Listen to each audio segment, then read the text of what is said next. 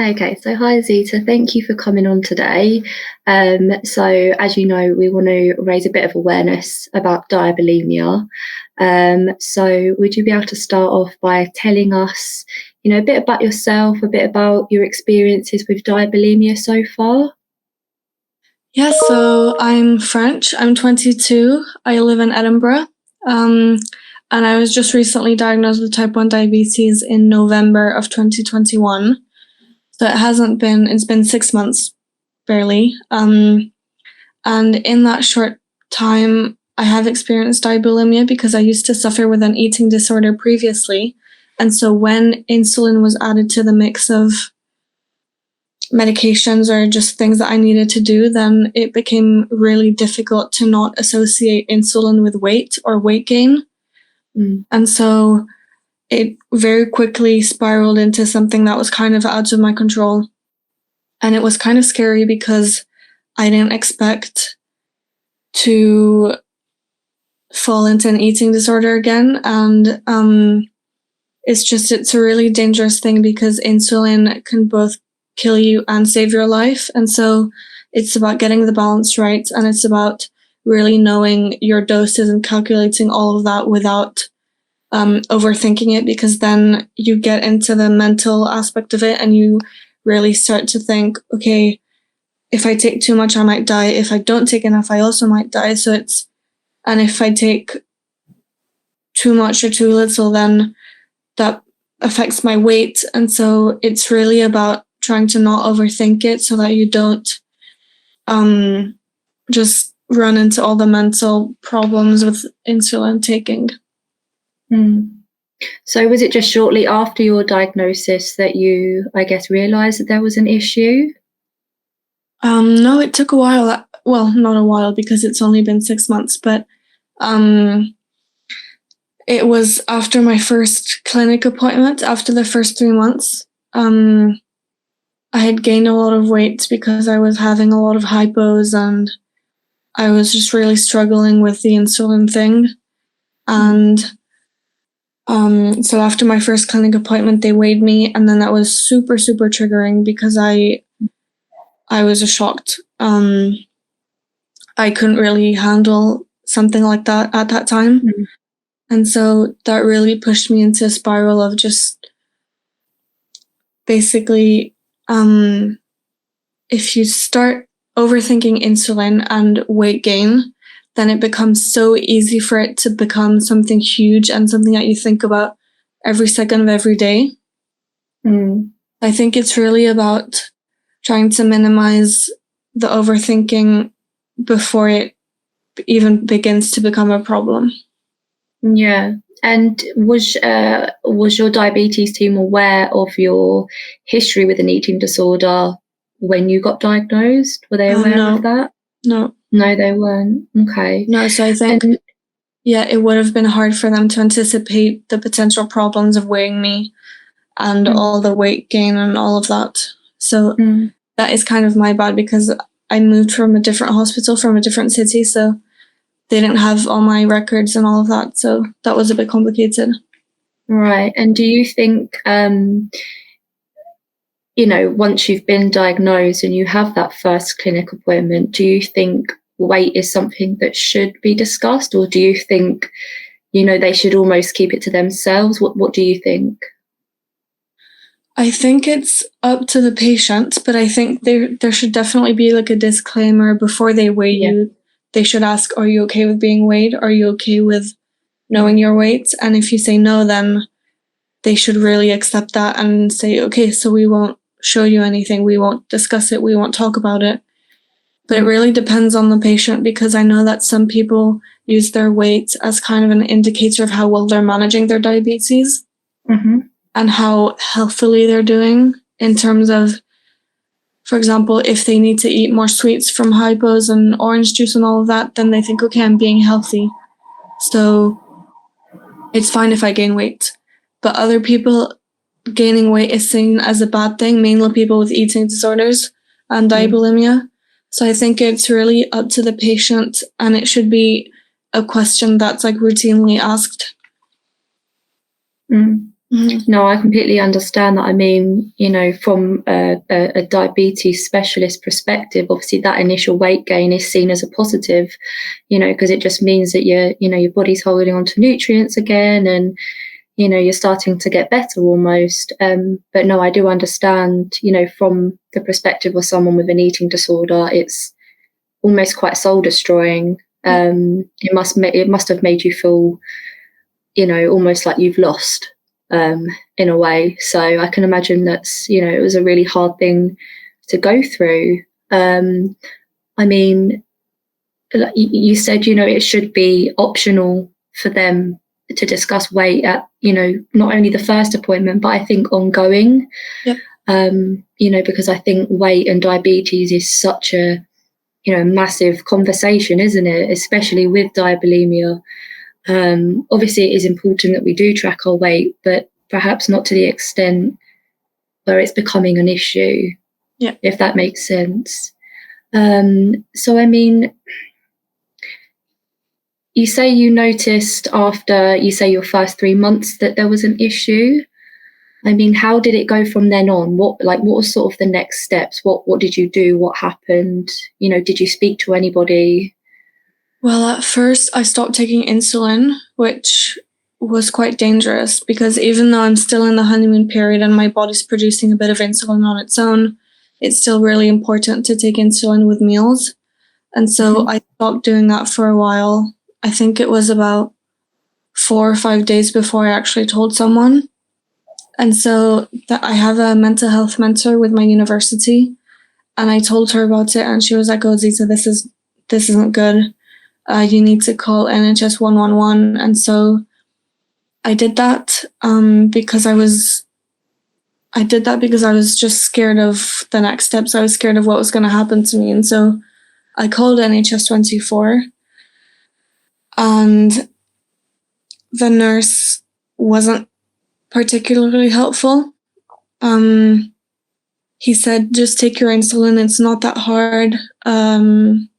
It's like any other medication." And so that was so difficult to hear because I know what it's like to take other medications. And so to hear him downplay how difficult insulin is to take, it was really soul shattering, as you said before. And it was just like, what am I doing wrong? Why can't I get help for a problem that is so important? Because stopping your insulin is like, you're essentially self-destructive. It's essentially self-destructive behavior. And so to not take it is really damaging, but there needs to be more awareness of the fact that taking your insulin when you have an eating disorder is really difficult because it's so easy to see insulin as the bad guy, insulin as the enemy, when it's really not that way because insulin saves your life. So it's all like a mindset switch that needs to happen, but it's just there needs to be more awareness of the difficulty of taking insulin when you have an eating disorder. So when did you notice that you were losing weight because of constant high levels? I mean, was there anything that you researched online as to why that was happening?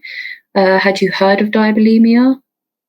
I hadn't heard of diabulimia, but I assumed because before my diagnosis, I lost a lot of weight in quite a short period of time because my body stopped producing all kinds of all insulin. And so based on that, I thought, okay, so if I stop taking insulin, it'll be like before I was diagnosed, and then I'll lose a lot of weight. So consciously, I hadn't heard of diabulimia, but now looking back, that's exactly what it was. And were you able to find any information online or from a support group about diabulimia, or is it just, talking to a nurse where you found out about it?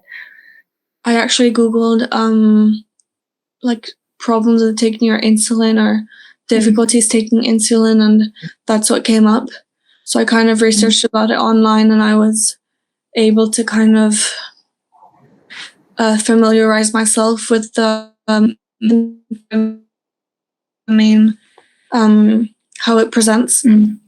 I was able to do that. And then I spoke to my nurses about it, and they were very supportive because obviously they're diabetes specialist nurses, so they know all about diabetes and that's what they specialize in. So it wasn't like the NHS 24 nurse who was just a normal nurse who doesn't specify in diabetes. So it was really like they just couldn't understand what it was like. Whereas my diabetes specialist nurses, they definitely understood, which was really helpful. Well, that's really good. And do you see someone up where you live? Is it a local hospital that you go to? Yeah. Okay, that's good. Oh. Well, now I'm better, but I did go, so that was an initial period of time where right after my clinic appointment in March, where I stopped taking insulin, then I started taking it again, and that was sort of fine.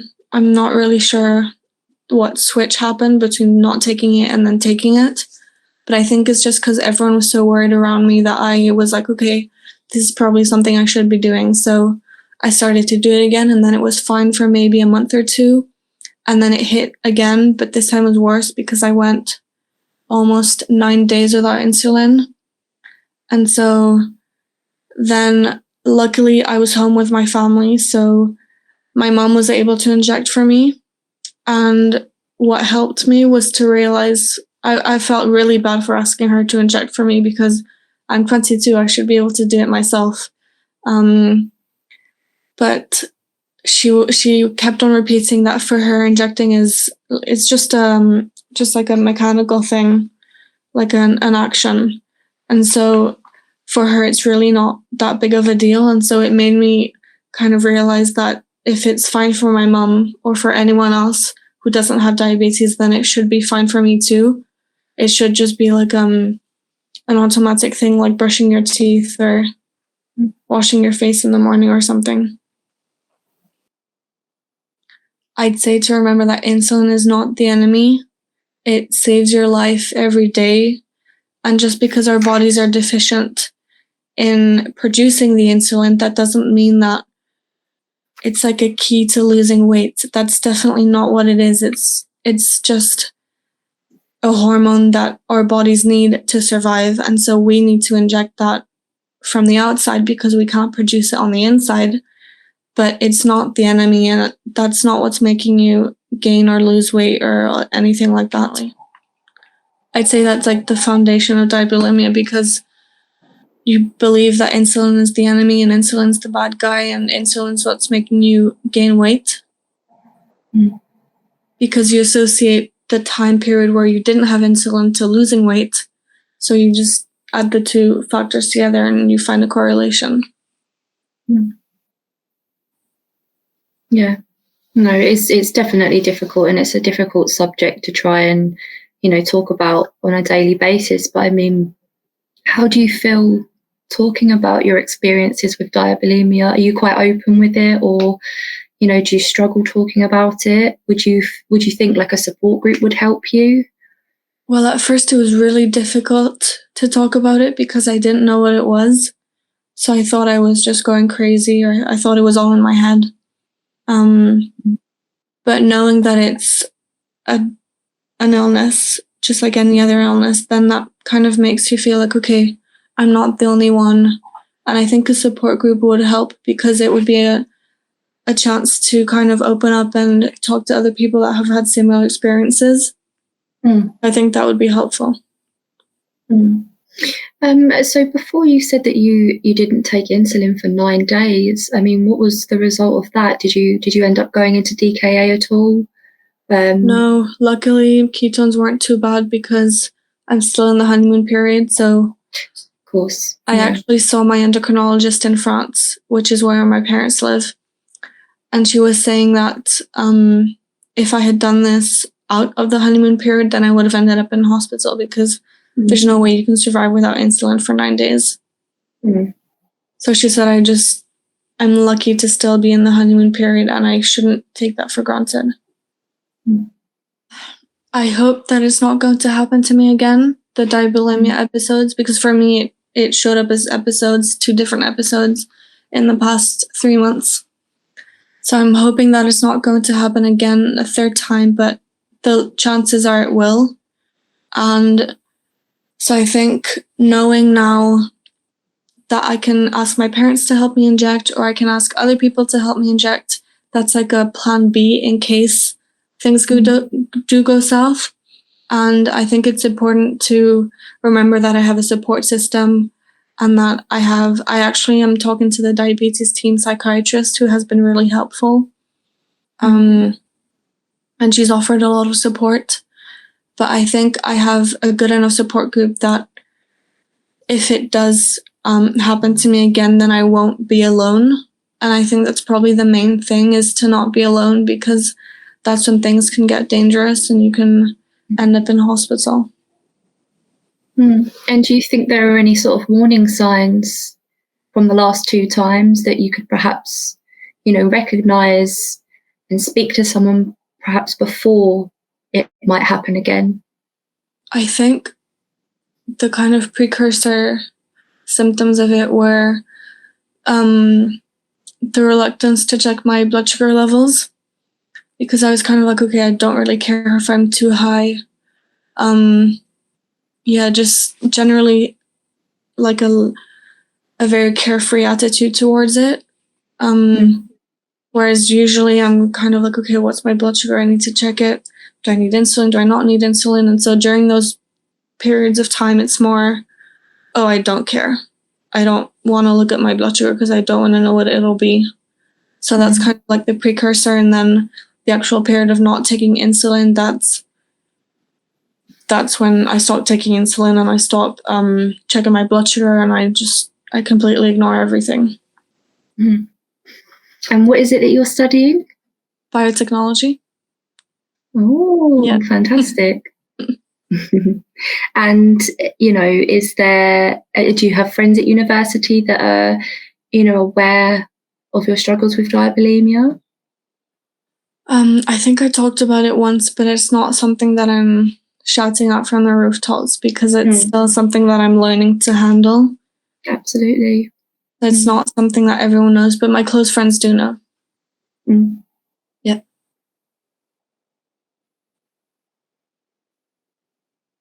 Yep, I think so. Based on, professionally, based on the psychiatrist, the nurses, and the counselor, but also with my group of friends, I do have enough support, yeah.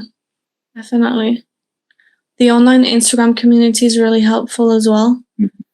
I've actually made a diabetes Instagram page, which is how I found out about this, the diabulimia awareness thing that you were creating. But that's also a really good resource for people, which I'd advise them to use, because you can see what people's daily life with diabetes is like, and you can kind of see what tips people have, what advice they have, and you can really feel supported by the community. No, I think that's it, unless Zita has anything she'd like to ask. I don't think so. No? Okay. No.